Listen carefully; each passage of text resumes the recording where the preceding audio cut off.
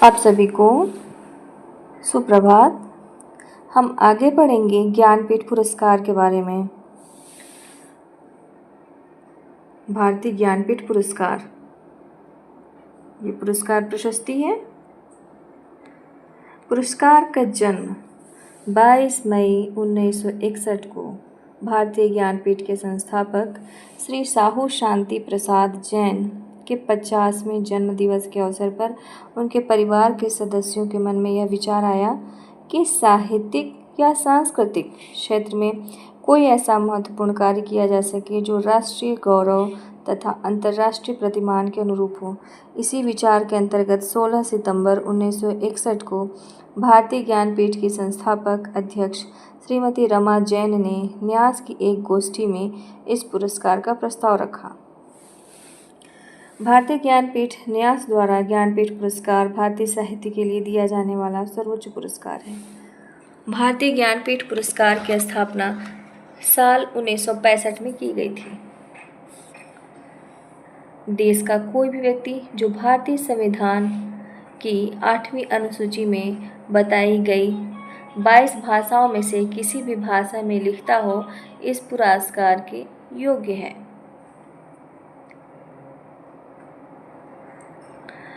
पुरस्कार का वर्ग और साहित्य। स्थापना वर्ष है 1965। पुरस्कार राशि 11 लाख रुपए। प्रथम विजेता जी शंकर कुरु, मलयालम। भारत की प्रथम महिला विजेता आशापूर्णा देवी, बांग्ला। आखिरी विजेता है अमिताव घोष, 2018 में। विवरण में भारतीय साहित्यकार के लिए दिया जाने वाला सर्वोच्च पुरस्कार ज्ञानपीठ पुरस्कार। ज्ञानपीठ पुरस्कार वाग्देवी की कांस्य प्रतिमा। ज्ञान देवी पुरस्कार में प्रतीक स्वरूप में दी जाने वाली वाग्देवी का कांस्य प्रतिमा मूलतः धार, मालवा के सरस्वती मंदिर में स्थित प्रतिमा की अनुकृति है। इस मंदिर की स्थापना विद्यावशिनी राजा भोज ने 1035 ईस्वी में की थी। अब यह प्रतिमा ब्रिटिश म्यूजियम लंदन में है। कहाँ पर है? लंदन में है। भारतीय ज्ञानपीठ ने साहित्य पुरस्कार के प्रतीक के रूप में इसको ग्रहण करते समय शिरोभाग के पार्श्व में प्रभामंडल सम्मिलित किया है। इस प्रभामंडल में 3 रश्मिपुंज हैं। कितने हैं? 3 रश्मिपुंज हैं, जो भारत के प्राचीनतम जैन तोरण द्वार कंकाली टीला मथुरा के रत्नत्रय को निरूपित करते हैं। हाथ में कमंडलू, पुस्तक, कमल और अक्षमाला ज्ञान तथा आध्यात्मिक अंतर्दृष्टि के प्रतीक हैं। 54वां ज्ञानपीठ पुरस्कार 2018 वर्ष 2018 का 54वां ज्ञानपीठ पुरस्कार अंग्रेजी के प्रतिष्ठित साहित्यकार अमिताव घोष को प्रदान किया जाएगा। अमिताव घोष देश के सर्वोच्च साहित्य पुरस्कार से सम्मानित होने वाले अंग्रेजी के पहले लेखक हैं, जिनको 54वां ज्ञानपीठ पुरस्कार 2018 में मिला। ज्ञानपीठ पुरस्कार से सम्मानित साहित्यकारों की सूची वर्ष में और ज्ञानपीठ पुरस्कार से सम्मानित साहित्यकार। 1965 वर्ष 1965 में जी शंकर कुरु, मलयालम। 1966 में तारा शंकर बंदोपाध्याय, बांग्ला। 1967 में के.वी. पुत्तप्पा, कन्नड़ एवं उमा शंकर जोशी, गुजराती। 1968 में सुमित्रा नंदन पंत, हिंदी। मतलब हिंदी जगत में सुमित्रा नंदन पंत को ही सबसे पहले सर्वप्रथम दिया गया था 1968 में। 1969 में फिराक गोरखपुरी, उर्दू में। 1970 में विश्वनाथ सत्यनारायण, तेलुगु भाषा। 1971 में विष्णु डे, बांग्ला भाषा। 1972 में रामधारी सिंह दिनकर, हिंदी भाषा के लिए। 1973 में दत्तात्रेय रामचंद्र बेंद्रे, कन्नड़ एवं गोपीनाथ महांती, उड़िया। 1974 में विष्णु सखा खांडेकर, मराठी। 1975 में पी.वी. अखिलानंदम, तमिल। 1976 में आशापूर्णा देवी बांग्ला। 1977 में के शिवराम कारंत कन्नड़। 1978 में H.S. अज्ञेय हीरानंद H.S. अज्ञेय हिंदी से दिया गया है।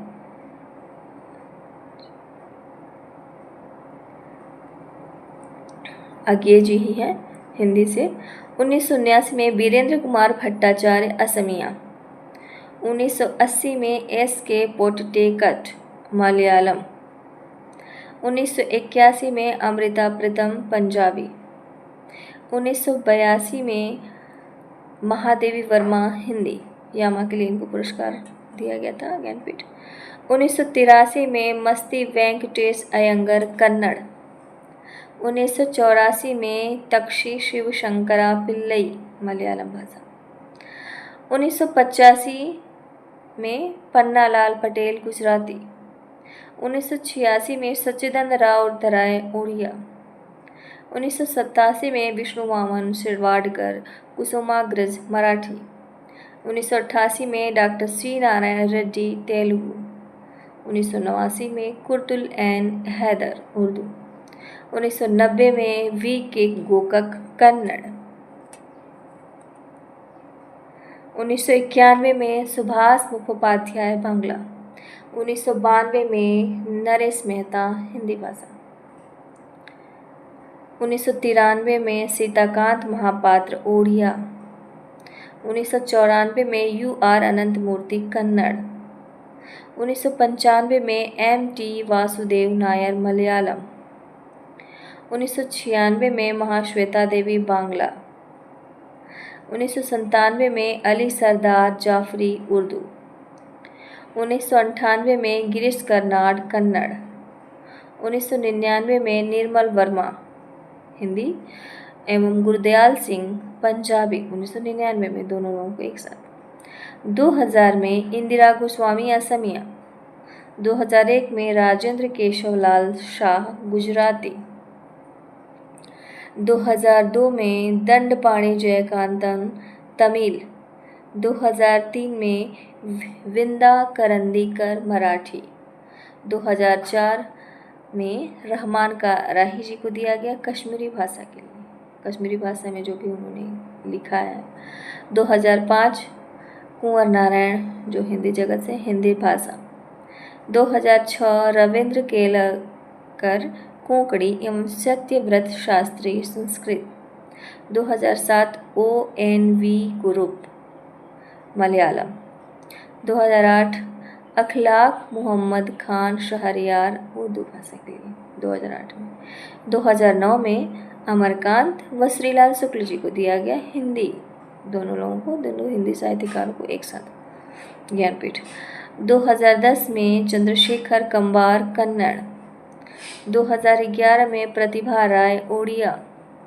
2012 में राहुरी भारद्वाज तेलुगु। 2013 में केदारनाथ सिंह हिंदी भाषा हिंदी के लिए। 2014 में भालचंद्र निमाणे मराठी एवं रघुवीर चौधरी गुजराती। 2015 में रघुवीर चौधरी गुजराती। 2016 में शंख घोष बांग्ला। 2017 में कृष्णा शोभती हिंदी, जिंदगी नामा के लिए शायद, हाँ, कृष्णा शोभती भी हिंदी लेखिका है। 2018 में अमिताभ घोष अंग्रेजी। 2018 में अमिताभ घोष को दिया गया है अंग्रेजी भाषा के लिए। ज्ञानपीठ पुरस्कार से सम्मानित हिंदी साहित्यकारों की सूची। 1968 में सुमित्रा नंदन पंत चिदम्बरा के लिए। 1972 रामधारी सिंह दिनकर हिंदी के लिए। 1978 में H.S. अज्ञेय।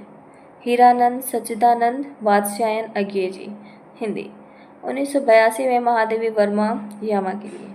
उसके बाद से फिर ऐसे ही दिया जाने लगा, उसका नाम लिखित नहीं रहता था कि इस पुस्तक के लिए दिया जा रहा है, उनकी लेखनी द्वारा जितना भी लिखा गया वो प्रसिद्ध हुआ इसलिए।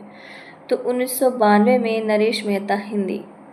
1999 में निर्मल वर्मा हिंदी एवं गुरदयाल सिंह पंजाबी। 2005 में कुंवर नारायण हिंदी अमरकांत। 2009 में अमरकांत और श्रीलाल शुक्ल हिंदी। 2013 में केदारनाथ सिंह हिंदी। 2017 में कृष्णा शोभती हिंदी। देखिए यहाँ दिया हुआ है। 1968 में सुमित्रा नंदन पंत चिदम्बरा। रामधारी सिंह दिनकर 1972 में उर्वशी। 1978 में अज्ञेय, कितनी नावों में कितनी बार। 1982 में महादेवी वर्मा जी को यामा काव्य संग्रह के लिए पुरस्कृत किया गया। 1992 में नरेश मेहता। 1999 में निर्मल वर्मा। 2005 में कुंवर नारायण।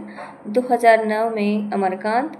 2009 में फिर श्रीलाल शुक्ल। 2013 में केदारनाथ सिंह। 2017 में कृष्णा शोभती। वर्ष 1982 में पूर्व यह सम्मान लेखक किसी एक कृति के लिए प्रदान किया जाता था, लेकिन उसके बाद से यह सम्मान भारतीय संस्कृति में आजीवन योगदान के लिए दिया जाने लगा। सुमित्रा नंदन पंत, ये देखिए इनका, हाँ ये सुमित्रा नंदन पंत है और इनका जन्म हुआ था, इसमें दिया है चिदम्बरा का जो मुख पृष्ठ है वो दिया है,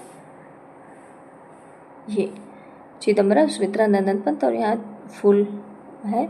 और लेखक सुमित्रा नंदन पंत। देश भारत, भाषा हिंदी, विषय गीत और कविताएं। प्रकाशक राम कमल प्रकाशन, नई दिल्ली। प्रकाशन तिथि 1958 में पहला संस्करण।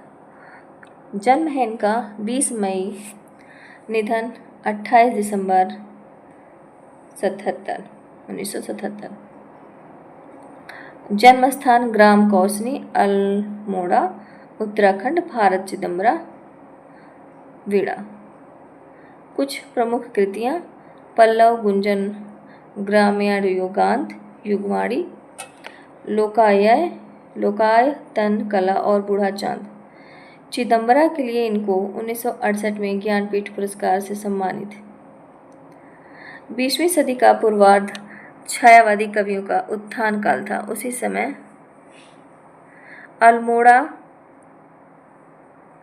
अल्मोड़ा निवासी सुमित्रा नंदन पंत उस नए युग के प्रवर्तक के रूप में हिंदी साहित्य में अभिहित हुए। इस युग को जयशंकर प्रसाद, महादेवी वर्मा, सूर्यकांत त्रिपाठी निराला और राम कुमार वर्मा जैसे छायावादी प्रकृति उपासक, सौंदर्य पूजक कवियों का युग कहा जाता है। सुमित्रा नंदन पंत का प्रकृति चित्रण इन सब में श्रेष्ठ था। उनका जन्म ही बर्फ से आच्छादित पर्वतों की अत्यंत आकर्षक घाटी अल्मोड़ा में हुआ था, जिसका प्राकृतिक सौंदर्य उनकी आत्मा में आत्मसात हो चुका था। झरना, बर्फ, पुष्प, लता, भंवरा, गुंजन, उषा किरण, शीतल पवन, तारों की चुनरी ओढ़े, गगन से उतरती संध्या, ये सब तो सहज रूप से काव्य का उपादान बने। निसर्ग के उपादानों का प्रतीक व बिंब के रूप में प्रयोग उनके काव्य की विशेषता रही। उनका व्यक्तित्व भी आकर्षण केंद्र बिंदु था और गौरवर्ण, सुंदर सौम्य मुखाकृति, लंबे घुंघराले बाल, ऊंची नाजुक कवि का प्रतीक, समा शारीरिक सौष्ठव उन्हें सभी से अलग मुखरित करता था। जन्म हुआ है 1900 में और निधन हुआ 1977 में।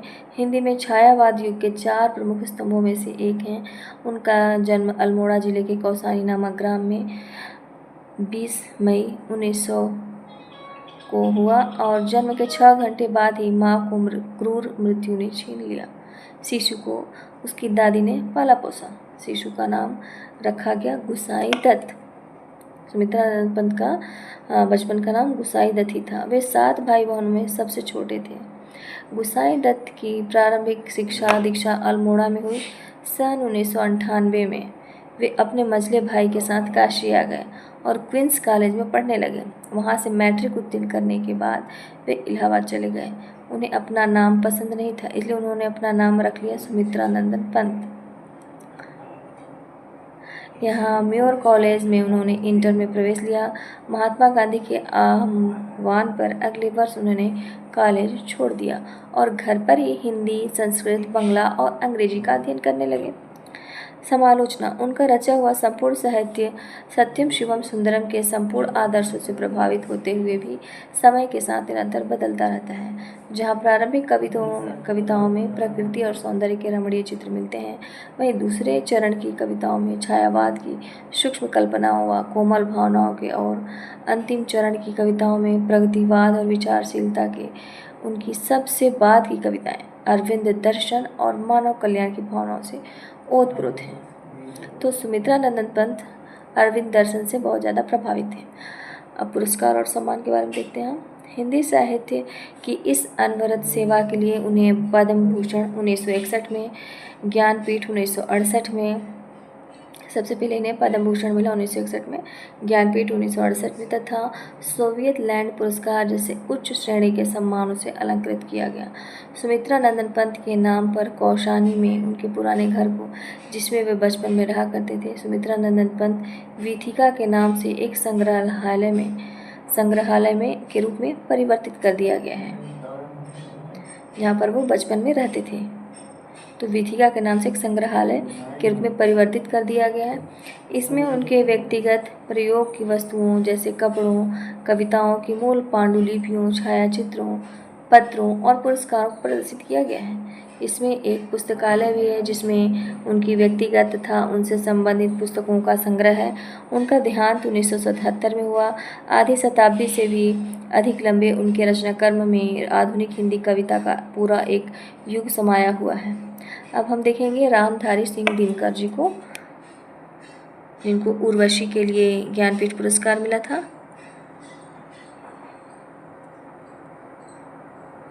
ये है रामधारी सिंह दिनकर जी, इनको मिला है ज्ञानपीठ पुरस्कार। ये है उर्वशी महाकाव्य।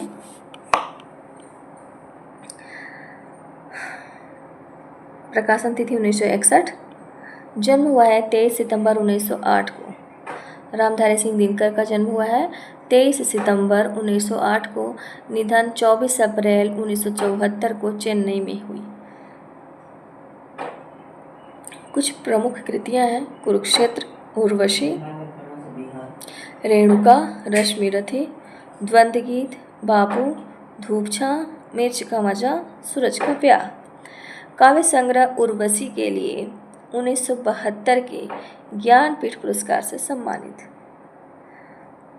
दिनकर एक ऐसे कवि थे जो सत्ता के करीब रहते हुए भी जनता के दिलों में रहें। देश की आज़ादी की लड़ाई से लेकर आज़ादी मिलने तक के सफ़र को दिनकर ने अपनी कविताओं द्वारा व्यक्त किया है। यही नहीं, देश की हार जीत और हर कठिन परिस्थिति को दिनकर ने अपनी कविताओं में उतारा है। एक ओर उनकी कविताओं में ओज, विद्रोह, आक्रोश और क्रांति की पुकार है, तो दूसरी ओर कोमल श्रृंगारिक भावनाओं की अभिव्यक्ति है। दिनकर की कविताओं का जादू आज भी उतना ही कायम है। दिनकर किसी एक विचारधारा का समर्थन नहीं करते थे। वे लिखते हैं, अच्छे लगते मार्क्स किंतु हैं अधिक प्रेम आंधी से, पिए हैं शीतल पवन प्रेरणा लेता हूँ आंधी से। मतलब अच्छे लगते मार्क्स किंतु है अधिक प्रेम गांधी से। वो अच्छे लगते हैं लेकिन अधिक प्रेम है गांधी से। प्रिय है शीतल पवन, प्रेरणा लेता हूँ आंधी से। बहुत बड़ी बात इन्होंने कही है। अपनी प्रारंभिक कविताओं में क्रांति का उद्घोष करके युवकों में राष्ट्रीयता व देश प्रेम की भावना का ज्वार उठाने वाले दिनकर आगे चलकर राष्ट्रीयता का विसर्जन कर अंतर्राष्ट्रीयता की भावना के विकास पर बल देते हैं। सत्ता के करीब होने के बावजूद भी दिनकर अभी जनता से दूर नहीं हुए। जनता के बीच उनकी लोकप्रियता हमेशा बनी रही।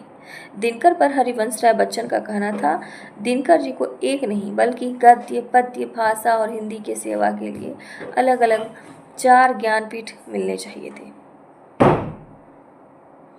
कुछ ऐसा था रामधारी सिंह दिनकर का जीवन। रामधारी सिंह दिनकर का जन्म 23 सितंबर 1908 को बिहार राज्य में पड़ने वाले बेगूसराय जिले के सिमरिया ग्राम में हुआ था। रामधारी सिंह दिनकर के पिता एक साधारण किसान थे। तो इनका जन्म कब हुआ था? 1908 में, 23 सितंबर 1908 में। रामधारी सिंह दिनकर के पिता एक साधारण किसान थे। दिनकर 2 वर्ष के थे जब उनके पिता का देहावसान हो गया था। दिनकर और उनके भाई बहनों का पालन पोषण उनकी माता ने किया। साल 1928 में मैट्रिक के बाद उन्होंने पटना विश्वविद्यालय से इतिहास, दर्शनशास्त्र और राजनीति विज्ञान में बीए किया। उन्होंने संस्कृत, बांग्ला, अंग्रेजी और उर्दू का गहन अध्ययन किया था। वह मुजफ्फरपुर कॉलेज में हिंदी के विभागाध्यक्ष रहे। भागलपुर विश्वविद्यालय में कुलपति के पद पर कार्य किया। उसके बाद भारत सरकार के हिंदी सलाहकार बने। किसके बने सलाहकार? भारत सरकार के हिंदी सलाहकार बने। उनकी पहली रचना रेणुका 1935 में प्रकाशित हुई। 3 वर्ष बाद जब उनकी रचना हुंकार प्रकाशित हुई तो देश के युवा वर्ग ने उन कविताओं को बहुत पसंद किया। 1952 में जब भारत की प्रथम संसद का निर्माण हुआ तो उन्हें राज्यसभा का सदस्य चुना गया और वह दिल्ली आ गए। दिनकर को साहित्य अकादमी पुरस्कार, ज्ञानपीठ पुरस्कार, पद्म विभूषण आदि तमाम बड़े पुरस्कारों से नवाजा गया। उन्हें पद्म विभूषण की उपाधि से भी अलंकृत किया गया था। दिनकर की चर्चित किताब संस्कृत के 4 अध्याय की प्रस्तावना तत्कालीन प्रधानमंत्री जवाहरलाल नेहरू ने लिखी है। इस प्रस्तावना में नेहरू ने दिनकर को अपना साथी और मित्र बताया है।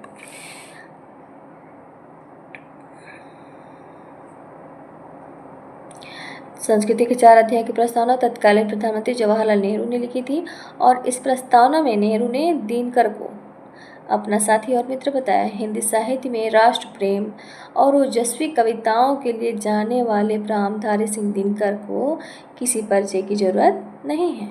हिंदी से प्रेम करने वाला हर व्यक्ति इनसे भी जरूर प्रेम करता होगा। आज़ादी की लड़ाई से लेकर आज़ादी मिलने तक के सफ़र को दिनकर ने बड़े ही सलीके से अपनी कविताओं में पिरोया और यही कारण है कि हिंदी साहित्य उन्हें राष्ट्र कवि नाम से नवाजता है। हिंदी साहित्य उन्हें राष्ट्र कवि नाम से नवाजता है। दिनकर की कविताएं बाकी लेखकों से अलग थी क्योंकि जहाँ एक ओर उनमें ऊर्जा, क्रांति, विद्रोह की ललकार थी तो दूसरी कोमल श्रृंगारिक भावनाएं भी झलकती थी। एक लेखन का पल भर में निष्ठुर हो जाना और दूसरे ही क्षण कोमल आसान नहीं था। उनकी यही खूबियाँ थी कि आज भी उनकी कविताओं का जादू हम सब पर कायम है। वो कभी एक विचारधारा के समर्थक नहीं रहे और सत्ता के करीब होने के बावजूद भी वो हमेशा जनता से अलग नहीं रहे। एक राष्ट्र कवि का जन कवि भी बने रहना उनकी सबसे बड़ी विशेषता थी। अब हम लोग देखेंगे सच्चिदानंद हीरानंद वत्सयायन अज्ञेय जी को देखते हैं। ये हैं अज्ञेय जी जो प्रयोगवाद, नई कविता, इन सब के भी यही निर्माण करने वाले यही हैं। कई कवि, लेखक सब इनके साथ जुड़े थे।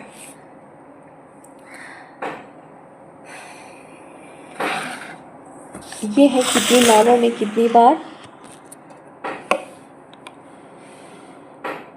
1983 में चौथा संस्करण, पृष्ठ 103।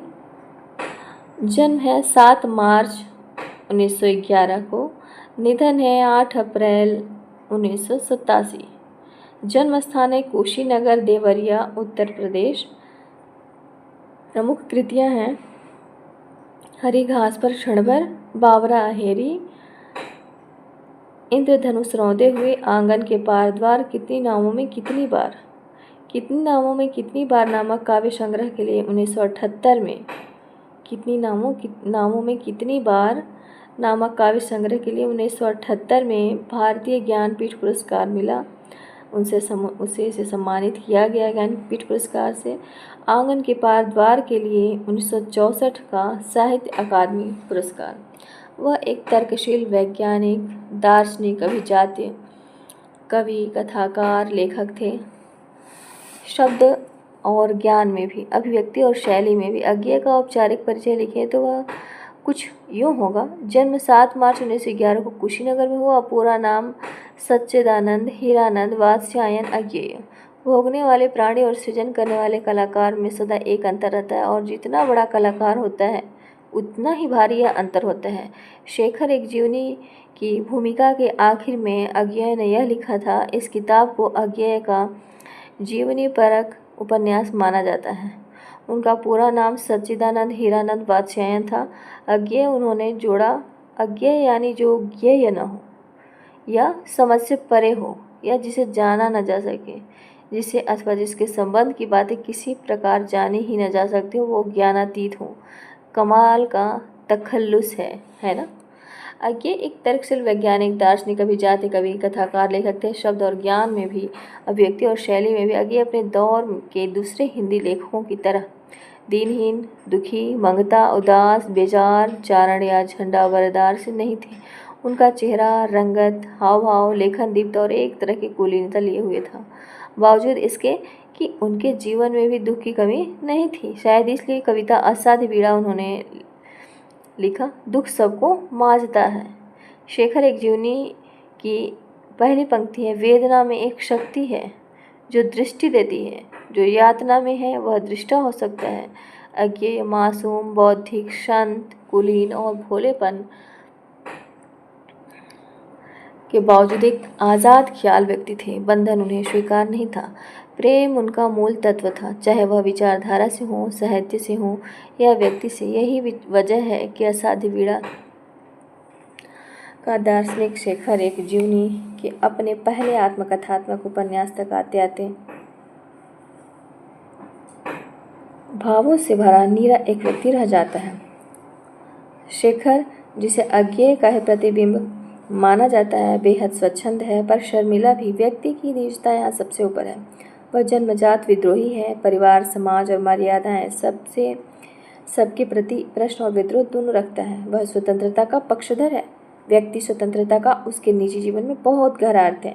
नैतिक अनैतिक की परवाह उसे बिल्कुल नहीं है। शायद इसलिए शेखर अपने उपन्यास में रिश्ते की बहन शशि से यहाँ तक कह देता है कि कब से तुम्हें बहन कहता हूँ, लेकिन बहनें जितनी पास होती हैं उतनी पास तुम नहीं हो, और जितनी दूर होती हैं उतनी दूर भी नहीं हो। अज्ञेय का दूसरा उपन्यास नदी के द्वीप भी पिछले उपन्यास की निजता और एकांतता और स्वच्छंद सोच का विस्तार रही है। उनके तीसरे उपन्यास अपने अपने अजनबी तक आते आते यह एकांत और गहरा हो जाता है। यहाँ नैतिक अनैतिक का सवाल थम जाता है। दार्शनिकता गहरी हो जाती है। यहाँ वह कहते हैं कि न तो मनुष्य अपने हिसाब से जीवन चुन सकता है, न ही मृत्यु। वह बस अपने किए की जुगाली भर सकता है।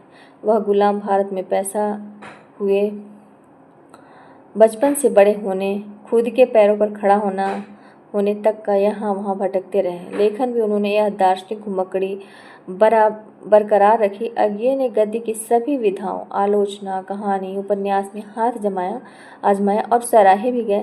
जो भी लिखा क्या खूब लिखा, लेकिन गद्य लेखक के बनिस्बत उनका यायावर और कवि रूप ज़्यादा सहज और सरल रहा। अज्ञेय का औपचारिक परिचय लिखें तो वह कुछ यूँ होगा। जन्म 7 मार्च 1911 को कुशीनगर में हुआ।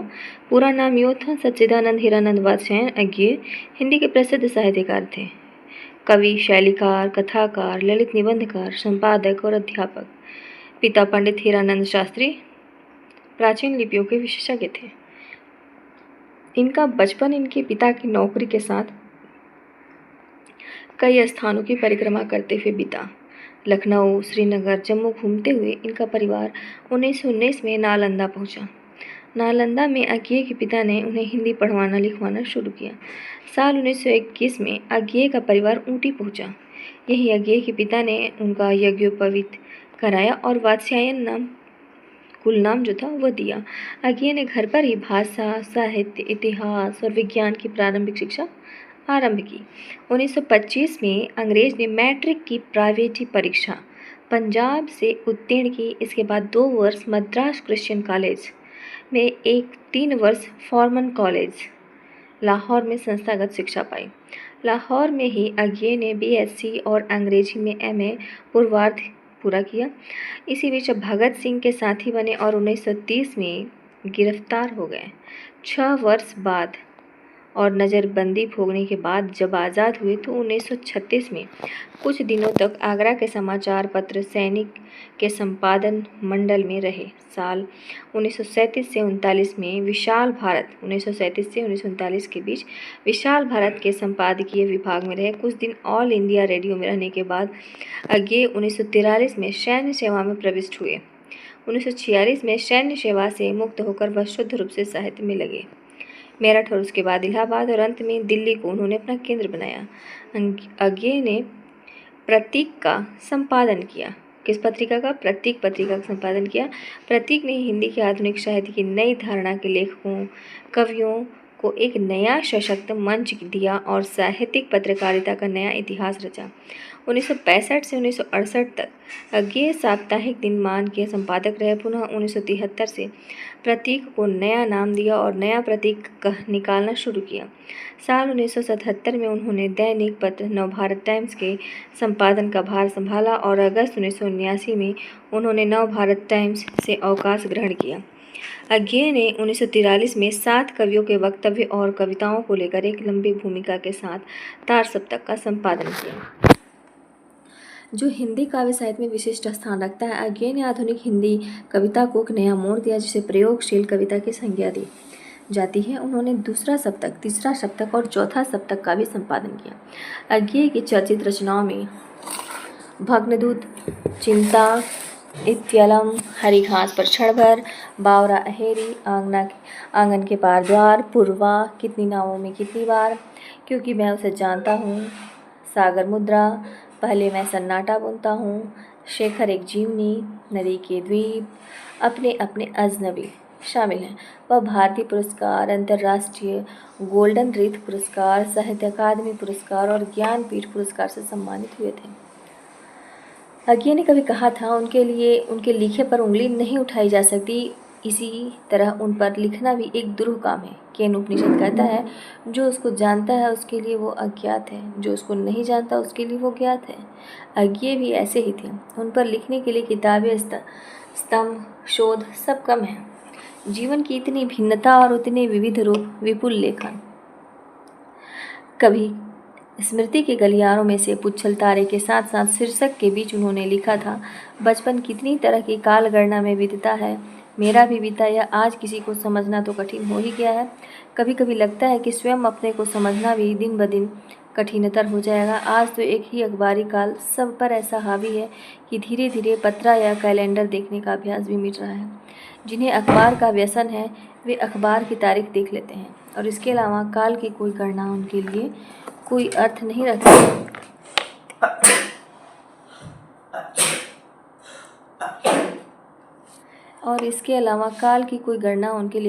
रखती। और जिनको रेडियो की लत है उनका भी यही हाल है। रेडियो बता देता है कि आज कौन दिन है, डिस्टर्ब ना करो ना, आज कौन सा दिन है, कौन सी तारीख। बस इन दोनों से काल का महानद सूखता सिकुड़ता कितनी पतली धारा बन गया है, इसकी ओर शायद ही कभी किसी का ध्यान जाता हो। फिर यह तो टेलीविज़न का युग है, क्षणिक चित्रों और चिल्लाहटों का युग। फिर भी अब आज भी साल 2019 में भी याद हो, और जब तक हिंदी के शब्द रहेंगे याद रखोगे, याद किए जाते रहोगे। श्रोता अश्विनी, सुखी नहीं अज्ञेय। अब हम पढ़ेंगे चौथे नंबर पे महादेवी वर्मा जी के बारे में, जिनको भी 1982 में यामा काव्य संग्रह पे ज्ञानपीठ पुरस्कार मिला था। ये है महादेवी वर्मा जी। अब इनके बारे में हम जानेंगे। 26 मार्च 1907 को फर्रुखाबाद संयुक्त प्रांत आगरा व अवध ब्रिटिश राज जन्म हुआ था इनका। मृत्यु 20 जनवरी 1961 को, इलाहाबाद, उत्तर प्रदेश, भारत। व्यवसाय उपन्यासकार, कवयित्री, लघु कथा लेखिका। उच्च शिक्षा संस्कृत, इलाहाबाद विश्वविद्यालय से। साहित्यिक आंदोलन, छायावाद। यामा एक कविता संग्रह है। इस कृति को सन 1982 में हिंदी साहित्य का सर्वोच्च पुरस्कार ज्ञानपीठ पुरस्कार प्राप्त हुआ है। कविता संग्रह है निहार, रश्मि, निर्जा, सांध्य गीत, दीपशिखा, दीपगीत, सप्तपर्णा, प्रथम आयाम, अग्निरेखा, परिक्रमा, संधिनी, यामा, आधुनिक कवि, महादेवी, आत्मिका, नीलांबरा। रेखाचित्र, अतीत के चलचित्र, स्मृति की रेखाएं, गिल्लू। संस्मरण, पथ के साथी, मेरा परिवार, संस्मरण। चुने हुए भाषणों का संकलन, संभाषण।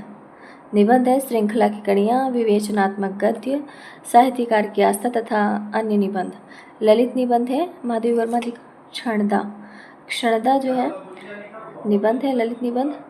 हिंदी साहित्य की महिषी लेखिका महादेवी वर्मा उन विरले साहित्यकारों में से एक है जिन्होंने भाषा और शिल्प में नवाचार की बुनियाद रखी। हिंदी साहित्य की महिषी लेखिका महादेवी वर्मा उन विरले साहित्यकारों में से एक है जिन्होंने भाषा और शिल्प में नवाचार की बुनियाद रखी। वह हिंदी साहित्य के छायावाद के 4 प्रमुख स्तंभों में से एक हैं।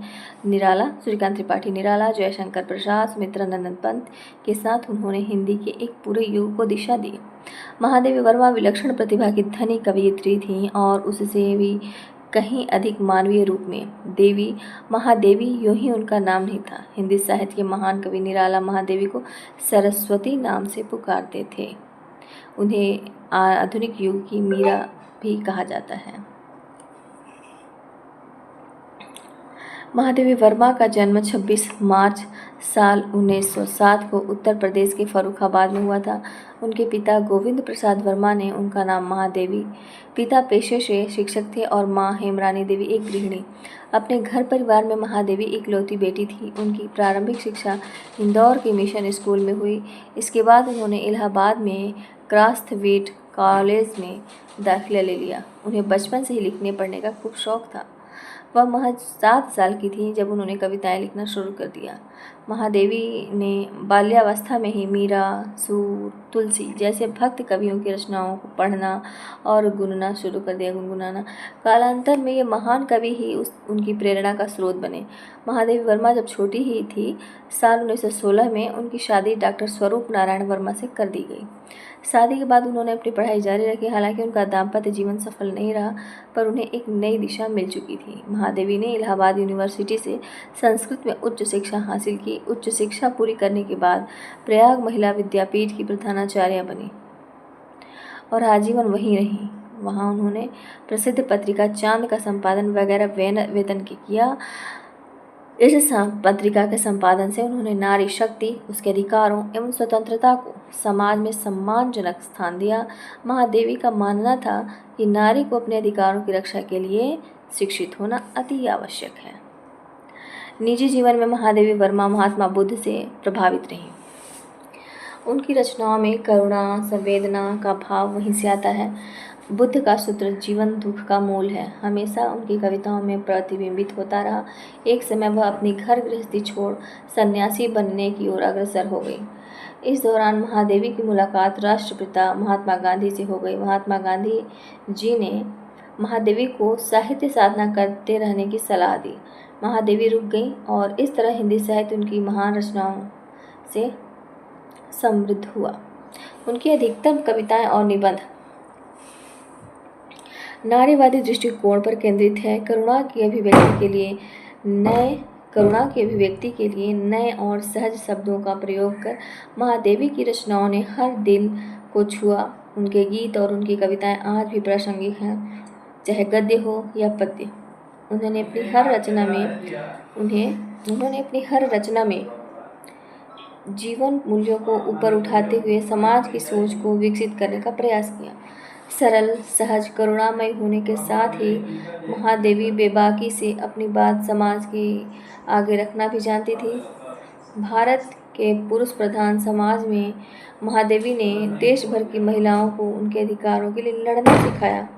उनकी काव्य रचनाओं में रश्मि, निर्जा, सांध्य गीत, दीपशिखा, अग्निरेखा, प्रथम आयाम, सप्तपर्णा, यामा, आत्मिका, दीपगीत, नीलांबरा और संधिनी आदि शामिल हैं। आधुनिक हिंदी कविता में महादेवी वर्मा एक महत्वपूर्ण शक्ति के रूप में उभरी। उनकी गद्य कृतियों में मेरा परिवार, स्मृति की रेखाएं, पद के साथी, श्रृंखला की कड़ियां और अतीत के चलचित्र आदि शामिल हैं। हिंदी साहित्य में अद्वितीय योगदान के लिए साल 1988 में मरणोपरांत भारत सरकार ने उन्हें देश के दूसरे सबसे बड़े सम्मान पद्म विभूषण की उपाधि से अलंकृत किया। 1988 में मरणोपरांत भारत सरकार ने उन्हें देश के दूसरे सबसे बड़े सम्मान पद्म विभूषण से अलंकृत किया। वह यामा के लिए भारतीय ज्ञानपीठ द्वारा भी सम्मानित हुई। महादेवी वर्मा को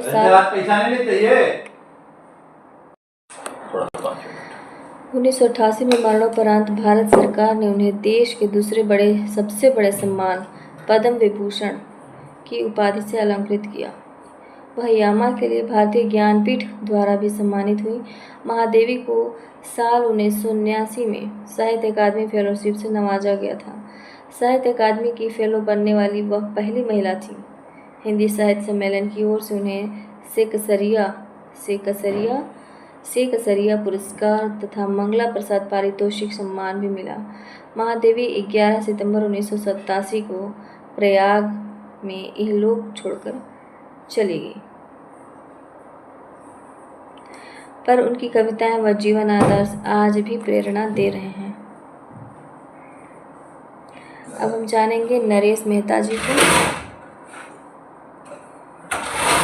ये हैं नरेश मेहता जी। अब इनके बारे में हम जानेंगे कि ज्ञानपीठ पुरस्कार से सम्मानित हिंदी के यशस्वी कवि श्री नरेश मेहता उन शीर्षस्थ लेखकों में हैं जो भारतीयता की अपनी गहरी दृष्टि के लिए जाने जाते हैं। नरेश मेहता ने आधुनिक कविता को नई व्यंजना के साथ नया आयाम दिया। रागात्मकता, संवेदना और उदात्तता उनकी सर्जना के मूल तत्व हैं, जो उन्हें प्रकृति और समुचित सृष्टि के प्रति प्रत्युत्सुक बनाते हैं। आर्ष परंपरा और साहित्य को श्री नरेश मेहता के काव्य में नई दृष्टि मिली। साथ ही प्रचलित साहित्यिक रुझानों से एक तरह की दूरी ने उनकी काव्य शैली और संरचना को विशिष्टता दी। मेहता की भाषा संस्कृत निष्ठ खड़ी बोली है। जन्म हुआ है 15 फरवरी 1922 को मध्य प्रदेश के मालवा क्षेत्र के शाजापुर कस्बे में। निधन हुआ है सन 2000 ईस्वी में इनका निधन हो गया। कुछ प्रमुख कृतियाँ: अरण्या, उत्तर कथा, एक समर्पित महिला, कितना अकेला आकाश, चैत्या, दो एकांत, धूमकेतु, एक श्रुति पुरुष, प्रतिश्रुति, प्रवाद पर्व, बोलने दो चीड़ को, यह पथ बंधु था, हम अनिकेतन। तो इनकी जो भाषा है वो संस्कृत निष्ठ खड़ी बोली का है। तो उनकी प्रमुख कृतियाँ हैं अरण्या, उत्तर कथा, एक समर्पित महिला, कितना अकेला आकाश, चैत्या, दो एकांत, धूमकेतु, एक श्रुति पुरुष, प्रतिश्रुति, प्रवाद पर्व, बोलने दो चीड़ को, यह पथ बंधु था, हम अनिकेतन। ये है निर्मल वर्मा जी। निर्मल वर्मा का मुख्य योगदान हिंदी कथा साहित्य के क्षेत्र में माना जाता है। आप नई कहानी आंदोलन के महत्वपूर्ण हस्ताक्षर माने जाते हैं। परिंदे, जलती झाड़ी, तीन एकांत, पिछली गर्मियों में, कौवे और काला पानी, बीच बहस में, सूखा तथा अन्य कहानियाँ, आदि कहानी संग्रह और वे दिन, लाल टीन की छत, एक चिथड़ा सुख तथा अंतिम अरण्य उपन्यास उल्लेखनीय है। लाल टीन की छत, एक चिथड़ा सुख, अंतिम अरण्य उपन्यास उल्लेखनीय है। हिंदी कहानी में आधुनिक बोध लाने वाले कहानीकारों में निर्मल वर्मा का अग्रणी स्थान है। उन्होंने कम लिखा है, परंतु जितना लिखा है उतने से ही वह बहुत ख्याति पाने में सफल हुए हैं। उन्होंने कहानी की प्रचलित कला में तो संशोधन किया ही, प्रत्यक्ष यथार्थ को भेद कर उसके भीतर पहुंचने का भी प्रयत्न किया है। इनका जन्म हुआ है 3 अप्रैल 1929 को शिमला में, हिमाचल प्रदेश, शिमला में। निधन हुआ है 25 अक्टूबर 2005 में। निर्मल वर्मा का निधन कब हुआ? 25 अक्टूबर 2005 में, दिल्ली में। कहानी संग्रह है परिंदे 1958, जलती झाड़ी 1965, पिछली गर्मियों में 1968, बीच बहस में 1973, कौवे और काला पानी 1983, सूखा तथा अन्य कहानियाँ 1995, यात्रा वृत्तांत है चीड़ों पर चांदनी 1962, हर बारिश में 1970। कुछ प्रमुख कृतियाँ: धून से उठी थी धून 1996, उपन्यास वे दिन 1958, लाल टीन की छत 1974, एक चिथड़ा सुख 1979, रात का रिपोर्टर 1989, अंतिम मरण 2000, नाटक 3 एकांत। अब है कुंवर नारायण। कुंवर नारायण के बारे में अब हम जानेंगे। इनका जन्म हुआ है 19 सितंबर 1927 को फैजाबाद, उत्तर प्रदेश में, और इनका निधन हुआ है 15 नवंबर 2017, मृत्यु स्थान दिल्ली में। प्रमुख कृतियाँ हैं चक्रव्यूह 1956, तीसरा सप्तक 1959, परिवेश हम तुम 1961, आत्मजयी प्रबंध काव्य 1965, आकारों के आसपास 1971, अपने सामने 1979, वाजश्रवा के बहाने कोई दूसरा नहीं, इन दिनों आदि। कुंवर जी की प्रतिष्ठा और आदर हिंदी साहित्य की भयानक गुटबाजी के परे सर्वमान्य है। उनकी ख्याति सिर्फ एक लेखक की तरह ही नहीं बल्कि कला की अनेक विधाओं में गहरी रुचि रखने वाले रसिक विचारक के समान भी है। कुंवर नारायण को अपने रचनाशीलता में इतिहास और मिथक के माध्यम से वर्तमान को देखने के लिए जाना जाता है। उनका रचना संसार इतना व्यापक एवं जटिल है कि उसको कोई एक नाम देना संभव नहीं है। फिल्म समीक्षा तथा अन्य कलाओं पर भी उनके लेख नियमित रूप से पत्र पत्रिकाओं में छपते रहे हैं। आपने अनेक अन्य भाषाओं के कवियों का हिंदी में अनुवाद किया है और उनकी स्वयं की कविताओं और कहानियों के कई अनुवाद विभिन्न भारतीय और विदेशी भाषाओं में छपे हैं। आत्मजयी का 1989 में इतावली अनुवाद रोम से प्रकाशित हो चुका है। युग चेतना और नया प्रतीक तथा छायानट के संपादक मंडल में भी कुंवर नारायण रहे हैं। अब हम आगे जानेंगे अमरकांत जी के बारे में। ये अमरकांत हैं। इनका जन्म हुआ है 1925, जिला बलिया, उत्तर प्रदेश। अमरकांत का जन्म हुआ है 1925, 1 जुलाई 1925, जिला बलिया, उत्तर प्रदेश। निधन हुआ है 17 फरवरी 2014। कहानी संग्रह है जिंदगी और जोंक। अमरकांत की कहानी क्या है? जिंदगी और जोंक। देश के लोग, मौत का नगर, मित्र मिलन, कुहासा, तूफान, कला प्रेमी, प्रतिनिधि कहानियाँ। उपन्यास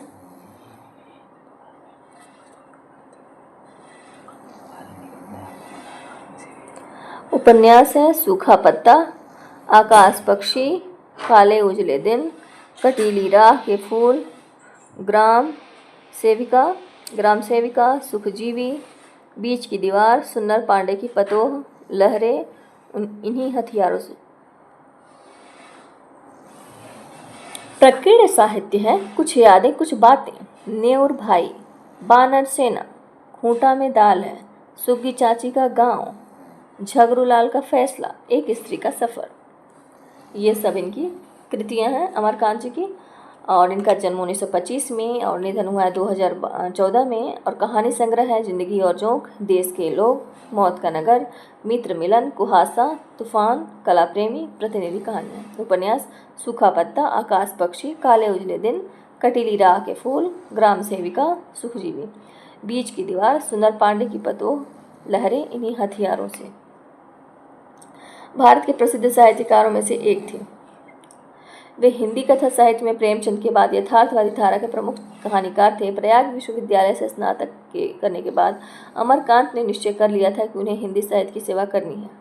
मन में पत्रकार बनने की इच्छा थी और उन्होंने आगरा शहर से निकलने वाले दैनिक पत्र सैनिक से अपनी नौकरी की शुरुआत की। अमरकांत सदैव ही संकोची व्यक्ति रहे। आम जनता से जुड़ी हुई कोई भी बात उन्हें साधारण नहीं लगती थी। देश में होने वाली हर महत्वपूर्ण घटना पर उनकी बारीक नज़र रहती थी। वे खुद यह कभी भी पसंद नहीं करते थे कि वे चर्चा के केंद्र में रहें।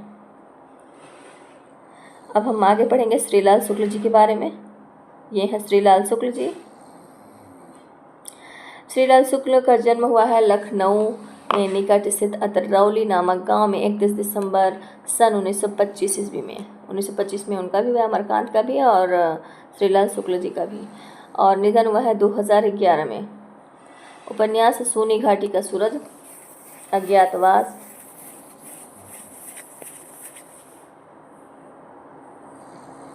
सूनी घाटी का सूरज, अज्ञातवास, राग दरबारी, आदमी का जहर, सीमाएं टूटती हैं, मकान, पहला पड़ाव, विश्रामपुर का संत, बब्बर सिंह और उसके साथी, राग विराग।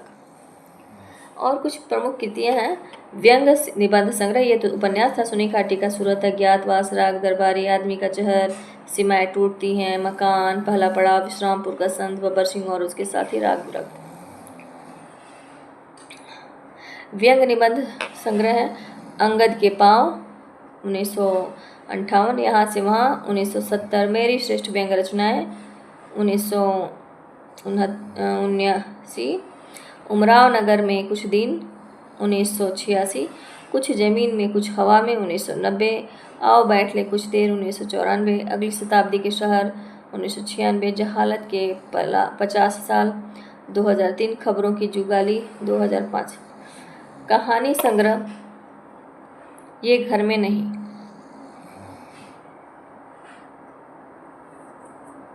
कहानी संग्रह ये घर में नहीं 1979, सुरक्षा तथा अन्य कहानियाँ 1991, इस उम्र में 2003, 10 प्रतिनिधि कहानियाँ 2003, संस्मरण कुछ साहित्य चर्चा भी 2008। श्री लाल शुक्ल का व्यक्तित्व अपनी विशाल आप था, सहज लेकिन सतर्क, विनोदी लेकिन विद्वान, अनुशासन प्रिय लेकिन अराजक। श्री लाल शुक्ल अंग्रेजी, उर्दू, संस्कृत और हिंदी भाषा के विद्वान थे। यह भी कहा जा सकता है कि श्रीलाल शुक्ल ने जड़ों तक जाकर व्यापक रूप से समाज की छानबीन कर उसकी नब्ज को पकड़ा है, इसलिए यह ग्रामीण संसार उनके साहित्य में देखने को मिला है। ये हैं केदारनाथ सिंह। केदारनाथ सिंह को हम लोग देखें। अब देखिए, अब इनके बारे में हम जानेंगे। इनका जन्म हुआ है 20 नवंबर 1934 में ग्राम चकिया, जिला बलिया, उत्तर प्रदेश, भारत। 19 मार्च 2018 में निधन हुआ है। किसके बारे में हम लोग पढ़े? नामवर सिंह जी के केदारनाथ सिंह के बारे में।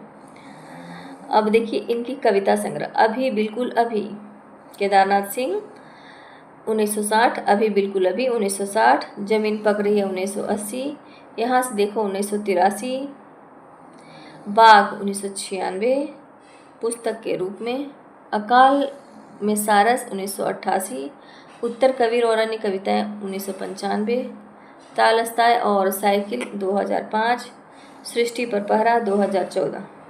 आलोचना, कल्पना और छायावाद, आधुनिक हिंदी कविता में बिंब विधान, मेरे समय के शब्द, मेरे साक्षात्कार। आलोचना है इनके, कल्पना और छायावाद, आधुनिक हिंदी कविता में बिंब विधान, मेरे समय के शब्द, मेरे साक्षात्कार। तो इनका जन्म हुआ है 1934 में और निधन हुआ है 2018 में। मुख्य आधुनिक हिंदी कवियों एवं लेखकों में से एक हैं। केदारनाथ सिंह चर्चित कविता संकलन तीसरा सप्तक के सहयोगी कवियों में से एक हैं। इनकी कविताओं के अनुवाद लगभग सभी प्रमुख भारतीय भाषाओं के अलावा अंग्रेजी, स्पेनिश, रूसी, जर्मन और हंगेरियन आदि विदेशी भाषाओं में भी हुए हैं। कविता पाठ के लिए दुनिया के अनेक देशों की यात्राएं की हैं। अब ये हैं कृष्णा सोबती, जिंदगी नामा के लिए इनको ज्ञानपीठ पुरस्कार उसके बाद ही, उसी रचना के बाद मिला है। अब उसमें नाम तो लिखित नहीं है, ये नियम कानून हुआ है। जो भी अपनी साफ सुथरी रचनात्मकता और अभिव्यक्ति के लिए जानी जाती है, इन्होंने हिंदी की कथा भाषा को अपनी विलक्षण प्रतिभा से अप्रतिम ताजगी और स्फूर्ति प्रदान की है। कृष्णा सोबती ने 50 के दशक से ही अपना लेखन कार्य प्रारंभ कर दिया था। इनकी पहली कहानी लामा थी, जो 1950 ईस्वी में प्रकाशित हुई थी। जन्म 18 फरवरी 1925 को वर्तमान पाकिस्तान के एक कस्बे में सोबती का जन्म हुआ था। गुजरात संबद्ध भाग अब पाकिस्तान में, और 1961 में निधन।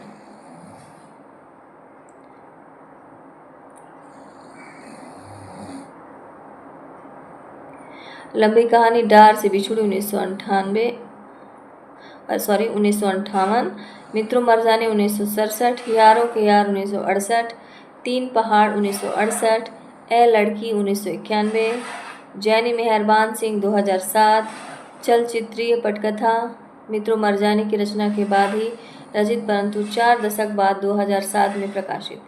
उपन्यास सूरजमुखी अंधेरे के 1972, जिंदगी नामा 1979, दिलो दानिश 1993, समय सरगम 2000, गुजरात पाकिस्तान से गुजरात हिंदुस्तान हिंदुस्तान 2017 निजी जीवन को स्पर्श करते हुए औपन्यासिक रचना। विचार संवाद संस्मरण हम हशमत 3 भागों में। शोभती एक सोहबत शब्दों के आलोक में। शोभती वैद्य संवाद मुक्तिबोध एक व्यक्तित्व सही की तलाश में। 2017 लेखक का जनतंत्र 2018 मार्फत दिल्ली 2018 यात्रा आख्यान बुद्ध का कमंडल लद्दाख।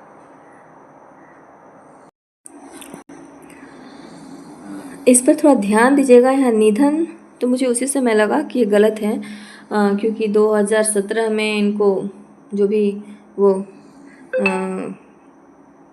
ज्ञानपीठ से सम्मानित किया गया था, और ये इनका जो निधन है 25 जनवरी, यहाँ दिया है 20 जनवरी, जबकि है 25 जनवरी और 2019, उम्र 93 वर्ष में इनका निधन हुआ है। ठीक, यहाँ पर ये गलत लिखा गया है भूल से। तो जैसे इनकी पहली कहानी लामा थी जो 1950 ईस्वी में प्रकाशित हुई,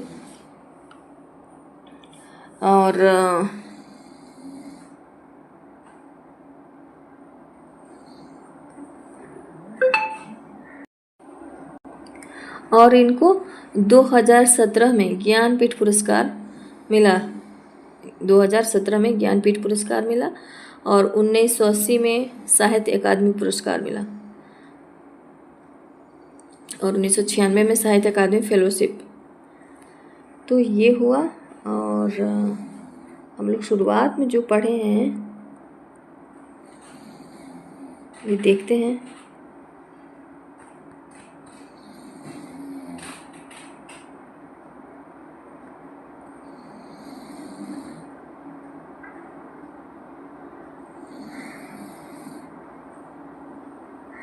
देखिए 2017 में वहाँ मिस्टेक से उस टाइम पे इनको मिला था ज्ञानपीठ पुरस्कार। निधन वहाँ गलत लिखा गया है गलती से, बाकी सब सही है। आप इसको ध्यान से सुनिएगा। धन्यवाद सभी को।